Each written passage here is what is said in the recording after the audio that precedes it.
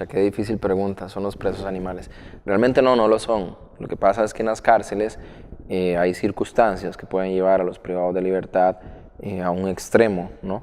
Cuando los privados de libertad se encuentran en un presidio, en una cárcel, pues se dan muchas situaciones en las que ellos se ven expuestos a circunstancias extremas. Al menos en Latinoamérica y en la experiencia que yo he tenido trabajando en las cárceles con proyectos de cultura, pues he visto que hay problemas de hacinamiento, hay problemas de salud, hay problemas para la readaptación social, que es algo muy diferente a las políticas o al tipo de procesos que se llevan en otros países como el norte de América, como Europa, que tienen procesos judiciales diferentes, pues que no tienen hacinamiento, que las condiciones de infraestructura son distintas. Entonces yo creo que sin lugar a duda no son animales, pero cuando una persona, cuando un ser humano empieza a distanciarse de sus necesidades básicas, de sus derechos fundamentales, yo sí creo que el trato no necesariamente es un trato humano, y esa es la tesis que prevalece en el trabajo que he estado mostrando y en muchos de los trabajos que he estado haciendo en las cárceles, y este trabajo que hice recientemente, el monólogo y el que voy a hacer y una película que hice que se llama Presos, pues son trabajos que tienen ese sustento también y que los pueden ver. La reinserción, que sí es utópica, bueno, qué difícil, porque realmente yo creo que el objetivo que debe tener un centro penal en algunos lugares es la reincorporación de las personas a la sociedad. Y es interesante porque el nombre que llevan algunas cárceles o el título con el cual se conocen los centros penales es Centros de Adaptación Social. Por ejemplo, en Costa Rica se llaman Centros de Adaptación Social. Yo creo que no es una utopía, pero hay muchos componentes que tienen que estar bien alineados y es muy difícil porque en temas de justicia hay una línea delgada entre lo que es justo y lo que es injusto, y también existe el factor humano, no solamente de los privados de libertad que están ahí porque cometieron un delito, sino también existe el favor humano de las personas que aplican todo el marco de la jurisprudencia. Entonces yo creo que cuando se alinean las políticas y funcionan, pues yo creo que sí se puede lograr una reinserción. ¿Cuándo se puede lograr una reinserción? Desde mi punto de vista, cuando los privados de libertad también tienen un componente personal que es ser propositivos, ser conscientes de que los programas de educación, que los programas de bienestar social, que los programas de salud, que los programas que se les está dando dentro de su estancia en una cárcel son para su beneficio. Yo creo que ahí es cuando empieza a funcionar la reinserción, porque el proceso de la violencia, el proceso del consumo de drogas que llevan los privados de libertad es algo complejo, porque un privado de libertad que ha estado consumiendo drogas, estando fuera de un centro penal, llega a estar dentro de una cárcel.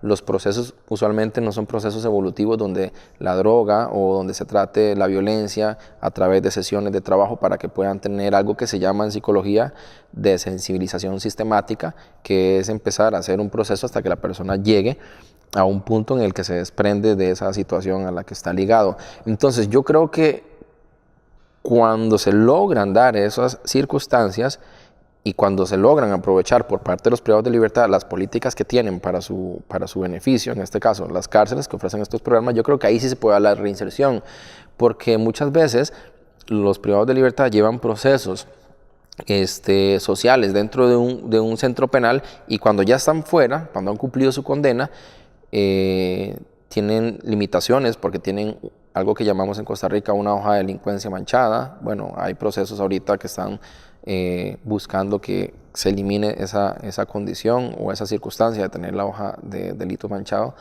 Les cuesta laborar porque, bueno, cuando tú te presentas como una persona que ha estado en un centro penal o que ha estado encarcelado, pues las puertas son más estrechas, son menos, ¿no?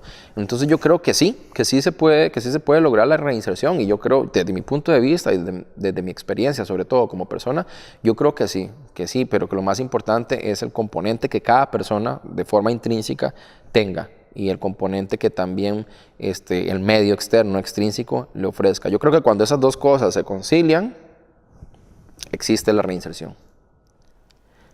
Que Balas Mae es un trabajo que afortunadamente ha sido visto en diferentes escenarios, ha sido visto en cárceles, ha sido visto en escuelas, ha sido visto en colegios, ha sido visto en hospitales, en plazas públicas, en parques, en teatros, en cineforos, en teatroforos. Yo creo que ha sido muy variado el lugar, las locaciones donde han sido vistas. Y si bien es cierto, pues a través de una obra de teatro no vamos a pretender un cambio drástico, no vamos a pretender que la sociedad cambie, pero sí podemos permitirnos nosotros como artistas informar a la población, llevar un mensaje de prevención, llevar un mensaje de reflexión. Y yo creo que es algo que se ha logrado, porque mi experiencia, al menos en Chile, por ejemplo, mi experiencia fue que los privados de libertad hicieron una lectura de todo el contenido que tiene el monólogo y lograron entender. Y otra cosa, aparte del entendimiento del trabajo, fue que también reflexionaron. Y un poco la línea de pensamiento que tenían era que la obra lleva un mensaje fuerte de lo que se vive dentro de unas cárceles y muchos de ellos decían, qué bueno que este tipo de trabajos artísticos se estén llevando fuera de las cárceles porque la gente puede tener una idea cercana a lo que se vive dentro de una prisión. Y en el caso de mi país, de Costa Rica, pues no fue la excepción, porque los privados de libertad que lograron ver el trabajo, pues también llegaron a esa conclusión de decir que estos trabajos acercan a las personas a la realidad y muchos de ellos se sintieron identificados. Entonces yo creo que si este trabajo es utilizado como parte de una instrumentalización, yo creo que sí se podría llegar a generar cambios más grandes, ¿verdad? Que trabajos como estos estén acompañados de políticas educacionales, por ejemplo, que exista un programa en el cual se pueda combinar de manera interdisciplinaria el teatro, un abogado especialista en derecho y tal vez un ex privado de libertad, y que a partir de ahí se genere un programa con contenido de prevención para los estudiantes que están en secundaria. Yo creo que ahí podríamos lograr mayores alcances de los que ha tenido en este caso mi trabajo Que Varas Mae, que es una obra del escritor costarricense Danilo Montoya. Entonces la experiencia ha sido positiva, pero la reflexión me dice que podría ser más amplia si lográramos instrumentalizar este trabajo con otras disciplinas. Sí, tengo una película en Netflix y también tengo una serie en Netflix, y algo curioso entre la película, entre la serie y entre el monólogo que tengo ahorita es que los personajes que se me han asignado, bueno, uno es un privado de libertad, en el caso de la película, en el caso del monólogo también es un privado de libertad, y en el caso de Narcos, pues es un sicario. Entonces, yo creo que sí hay de alguna manera un enlace, porque lamentablemente las historias de las tres representaciones, la serie, la película y el monólogo, pues tienen un contenido social que es real, que no está bien, porque yo creo que cometer delitos, estoy seguro que cometer un delito no es algo bueno, el narcotráfico no es algo bueno, y yo creo que sí están ligadas las historias, y yo creo que, claro, la creación de los personajes han venido en momentos completamente diferentes. El monólogo salió a partir de una adaptación de una obra que hizo un profesor mío. Nos retroalimentamos de los trabajos que hacíamos como estudiantes universitarios en una cárcel. La película Presos también tuvo un proceso de investigación en la cárcel, y pues la serie Narcos ha tenido un sustento histórico, sociocultural, como lo fue la situación del narcotráfico en Colombia. Entonces yo creo que en los temas que van uniendo a las historias sí hay relación, ¿verdad? Porque son hechos sociales que son lamentables. Pero a la hora de construir los personajes, yo creo que provienen de lugares diferentes. Provienen de lugares diferentes porque en el caso del monólogo, pues el privado de libertad está un poco basado en mi experiencia con personas con las que yo crecí, con amigos de barrio. El caso de la película Presos está más ligado a la retroalimentación que tuve con los privados de libertad cuando fui a las cárceles. Y Narcos, que es la serie donde hago un personaje, pues el sicario tiene una sustentación de mi experiencia cuando llegué a Colombia y empecé a conocer a las personas de Colombia, y con algunos trabajos que investigué por internet de cómo había sido la situación del narcotráfico. Construcciones diferentes, pero sí van entrelazados por un hilo similar, que es la situación de los delitos presentes, la situación del uso de la violencia, ¿no? Que el uso de la violencia se puede extender no solamente a la violencia física, sino que hay otros tipos de violencia y que están planteados en los 3 trabajos, de maneras distintas, pero sí están planteados. Entonces yo creo que sí tiene, en algunos momentos, sí tienen que ver entre sí y en algunos momentos pues están distantes, pero sí son trabajos que tienen una reflexión importante.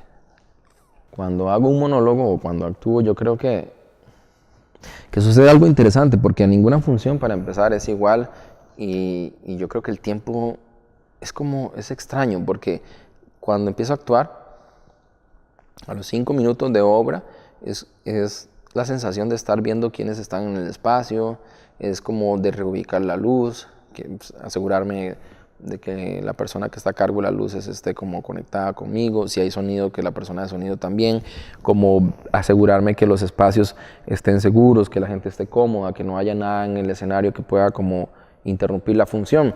Eso proviene de muchas funciones que he tenido donde los espacios han sido no convencionales, entonces hay sillas, hay niños, hay ruido, hay cosas distractoras. Entonces los primeros minutos es como una adaptación al espacio, y después cuando ya me siento seguro, eso es lo que percibo, no sé si será así, cuando ya me siento más seguro, pues ya la actuación empieza y creo que fluye de manera más natural, como más espontánea, y yo siento que es como un despliegue de energía, un bloque de energía, y cuando termino, cuando ya llego al final de la obra, es una sensación en la que percibo que no he actuado. Ya cuando termino de actuar, como que cierro ese espacio, como que cierro esa válvula creativa y me da la sensación de no haber hecho un trabajo.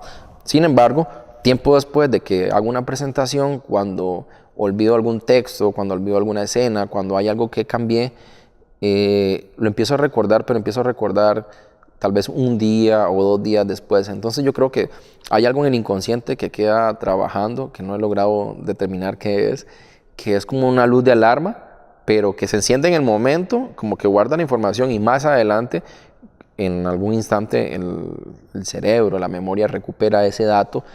Y bueno, y cuando llega, porque a veces no llega, cuando llega, pues yo trato de usarlo en favor de las siguientes presentaciones.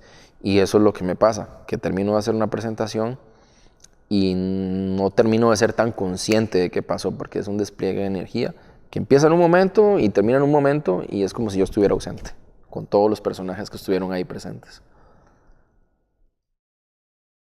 La ficción. Yo creo que el hecho que en una presentación de teatro, una película, una serie, vean a otra persona y no vean a Leinar, o no vean al actor, es la ficción, ¿no? Y la ficción tiene que ver con la construcción de algo que no es realmente real, ¿no? Valga la redundancia, sino que es algo que es parte de una creación imaginaria. Sin embargo, yo creo que todos los personajes siempre van a llevar algo de nosotros. Entonces, la ficción nos permite vivir, nos permite tener experiencias que no tendríamos en la vida real, ¿no? Y tal vez en el teatro es más lúdico, a diferencia del cine o de la televisión o de las series, porque se asocian elementos creativos más diferentes, ¿verdad? Entonces yo creo que cuando uno construye un personaje, lo que le permite ver realmente ese personaje es la ficción, ojo, que es muy importante, y esa ficción es lo que permite hacer un distanciamiento entre lo que es la persona como ser, ¿no? Y lo que es el actante, ¿no? Que el actante es un ente que está haciendo una interpretación y que puede tener una corporalidad diferente, que puede tener una psicología diferente, que puede tener muchos matices diferentes. Y entendido la corporalidad, no solamente es la presencia escénica, sino también cómo yo voy a codificar el cuerpo a partir de los estímulos, cómo voy a codificar la sonoridad, cómo voy a codificar la relación del espacio con el cuerpo, o el cuerpo con relación al espacio, la manipulación de los objetos existentes y de los objetos no existentes. Y todo eso que tiene la ficción tiene un punto de partida muy básico, y es el juego. porque actuar es jugar, ¿no? Es un verbo, en inglés es play, y pues es eso, jugar, sumamente básico, jugar. Y jugar para mí es desprenderme de la cotidianidad, desprenderme del realismo y permitirme imaginar. Y yo creo que es algo que está muy presente en nosotros, las personas, en nosotros, los seres humanos, pero conforme vamos creciendo, muchas veces se van atrincherando, se van sesgando los estímulos y nos hacen perder un poco esa esencia del ser humano, ¿no? Que es el juego y que la vemos más presente y de manera más inmediata y natural en los niños. Y por eso a mí me llaman tanto la atención los niños, porque en ellos veo esa imaginación pura, innata, en la forma narrativa, en la forma de interpretar, en la forma de contar las cosas. Y yo creo que de ahí parten las cosas que sustentan la ficción del teatro, del juego.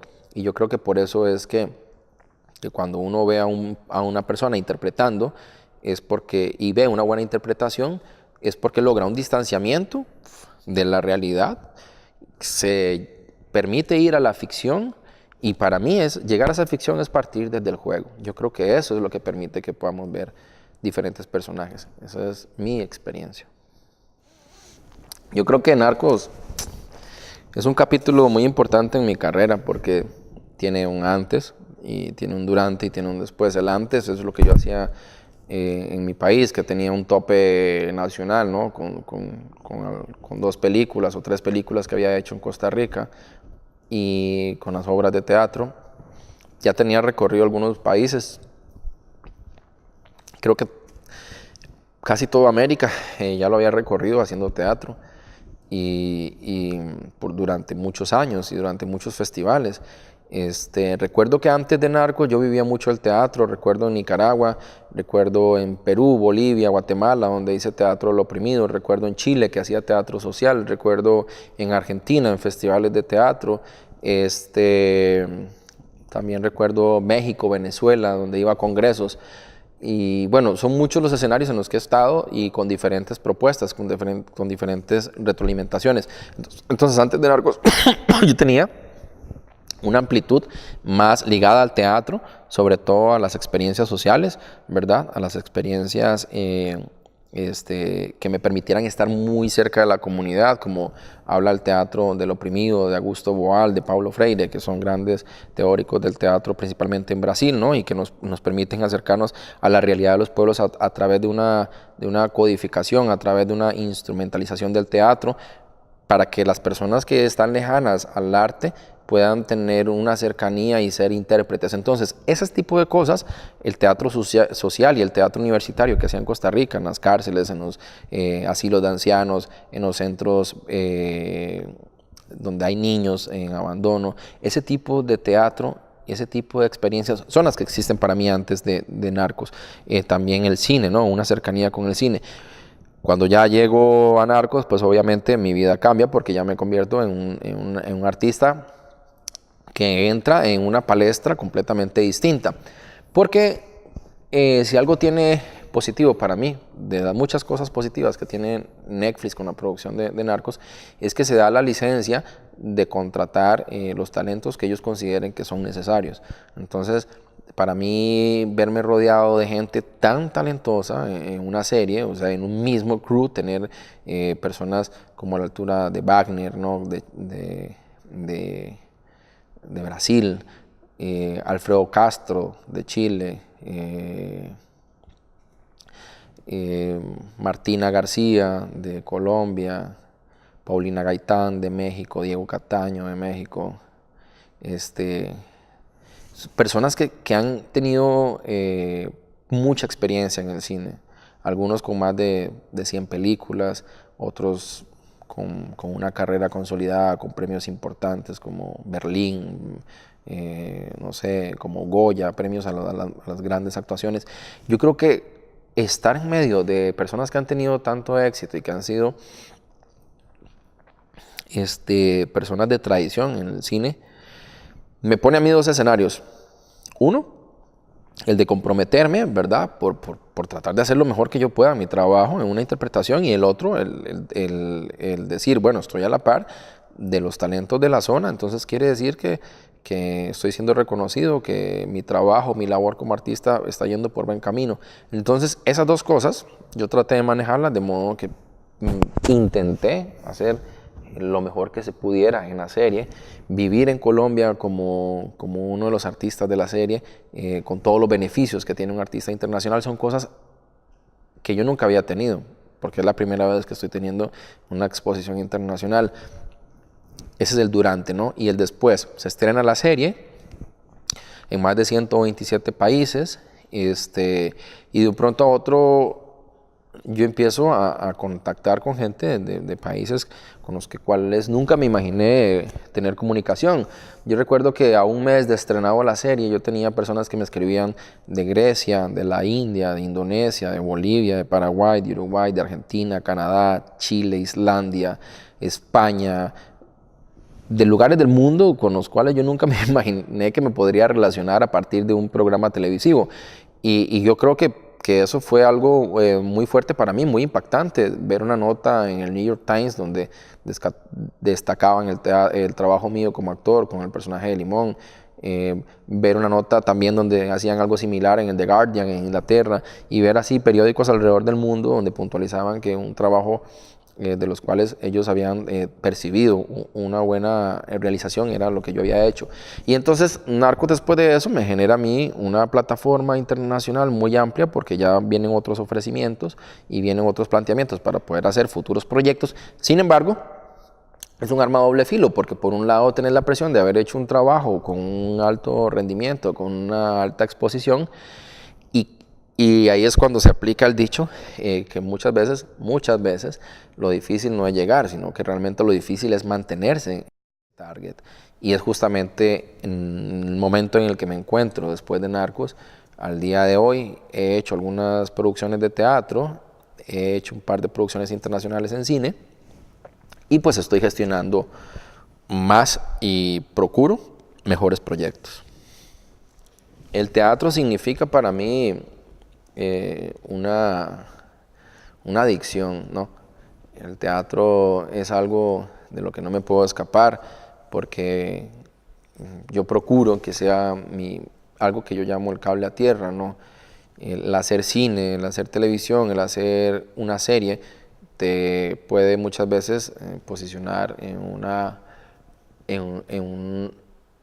un territorio muy difícil, porque los procesos de cine, los procesos de series son muchas veces muy largos uno entre sí. Entonces el vacío que se genera mientras llega una producción, eso te puede ocasionar daño, ¿no? Al menos para mí, porque es la incertidumbre de cuál es el próximo proyecto que venga. Entonces yo creo que el teatro tiene esa virtud, que no solamente te puede permitir estar trabajando o estar haciendo algo en función de la actuación, en esos procesos que existen entre una producción televisiva y otra, sino que también, y esto es lo más importante, es que uno tiene una retribución inmediata del público, ¿sabes? Porque uno termina de hacer una obra de teatro y puede tener al público después de la presentación. Uno está haciendo una obra de teatro y tiene las reacciones inmediatas de la gente. Antes de la función ve ese público entrar. Y los accidentes que suceden en una escena son situaciones que permiten ver la virtud del actor. Entonces es un ente vivo, y entonces yo creo que esa constante retroalimentación que le da el teatro a uno, para los que vivimos la actuación y para quienes nos gusta la actuación, yo creo que es algo adictivo, ¿no? Y es algo necesario. Sin embargo, también es sano, desde mi experiencia, tomar un distanciamiento cada cierto tiempo para poder volver con más fuerza y poder reincorporarse. Como todas las cosas en la vida, yo creo que los excesos pueden también generarnos agobio. Entonces, esa adicción que yo tomo por periodos largos o por periodos determinados, yo trato de darle también un respiro. Al futuro le pido trabajo, ¿no? Le pido que me permita seguir haciendo dentro del trabajo proyectos, y que esos proyectos tengan dos funciones, ¿no? Que me permitan, obviamente, como artista, crecer, ¿no? Todos sabemos que el trabajo está ligado a la remuneración, pues que eso también me permita hacer proyectos que sean útiles para vivir, para sobrevivir, ¿no? y también lo más importante, que pueda hacer proyectos en los que yo realmente crea, proyectos en los que yo realmente quiera estar. No significa que hay proyectos en los que no quiera estar, pero hay proyectos que te salen y uno los toma porque son trabajos, ¿verdad? Y uno pone su disposición, siempre en el marco de la vehemencia, ¿no? Pero hay proyectos a los que tú le tomas más cariño, como por ejemplo hacer un monólogo para hacer una obra con un contenido social, ¿no? De algún autor que te guste, o alguna película de arte, o alguna película de autor que uno sabe que tal vez el presupuesto es más limitado, pero que es un guión potente, que una presentación de teatro pues te puede pedir como actor y que puede ser una cuestión experimental. Yo creo que eso es lo que le pido al futuro, poder tener esos dos momentos, momentos en los proyectos, momentos para los proyectos en los que yo realmente quiero estar y momentos para los proyectos que realmente me permitan tener un trabajo. Eso en términos de trabajo. Y pues pido también que, o esperaría, ser una persona siempre, sobre todo, bueno, obviamente deseo un bienestar emocional, un bienestar físico con mi familia o con las personas cercanas a quienes quiero, y deseo también tener que esas personas cercanas me ayuden cuando en algún momento la vanidad o el ego me quiera superar. Yo creo que si hay algo que yo he intentado tener en mi vida es que no permitirme que el ego ni que la vanidad me superen como un designio superior. Sin embargo, también es cierto que a veces nos podemos dar una falsa humildad y tampoco quisiera que eso me pasara. Quisiera ser una persona más vehemente, aprender de los errores sobre todo, y que las personas que estén cercanas pues me ayuden a llevar de la mano ese aprendizaje. Esas cosas, ¿no?, que son esenciales en el ser humano. Y hay algo muy importante también, es que cuando tenga posibilidades mediáticas, que pueda hacer uso de eso para concientizar socialmente, para motivar a otras personas, porque de donde yo provengo, las limitaciones económicas, las limitaciones culturales son muy grandes en una zona muy pequeña, y entonces yo no quisiera que eso se fuera reiterativo. Y si a mí se me da alguna facultad para poder tener una injerencia sobre eso, pues yo quisiera hacer uso de esa injerencia. Yo creo que no es tanto lo que le pido al futuro. Y ya básicamente es eso. España es un lugar al que realmente le he agarrado mucho aprecio. Es la quinta vez que estoy en España y yo creo que es un país maravilloso, que tiene mucha cultura, que tiene, entiéndase, cultura, arquitectura, pintura, escritura, mujeres guapas, comida buena, vino delicioso. O sea, tiene de todo, ¿no? Y yo creo que es algo que me llevo en el corazón. Chicos encantadores también, personas cálidas. Esa es mi experiencia, ¿no? Porque muchas veces la gente anda por el mundo diciendo cosas y la gente dice muchas cosas y no todo lo que dice es cierto. Espero volver un poco. Haber venido a España significa también generar lazos, acortar distancias con algunas producciones, con algunas empresas que puedan eventualmente tenerme en cuenta para algún proyecto. Y ahora que me acuerdo, tengo que mandar un casting, por cierto. Y ¿por qué no venir a trabajar en teatro? ¿Por qué no venir a trabajar en cine o en algo? Así que pues espero que no sea la última vez que esté en España. Y de aquí, de España, me voy a Costa Rica. Quiero ir a la playa un poquito, recibir calor, un poquito de zancudos y también un poquito de agua de pipa, como decimos en Costa Rica. ¿Y qué más? Y no, hay muchos proyectos ahí que están por salir. Entonces espero que esos proyectos pues salgan en la manera en que tengan que salir, ¿no? Una forma sencilla, en la forma natural. Y pues nada, eso es lo que tengo que decirles, que estoy contento y espero que me vean más seguido por aquí, que vayan al cine, que vayan al teatro y que ojalá me puedan ver.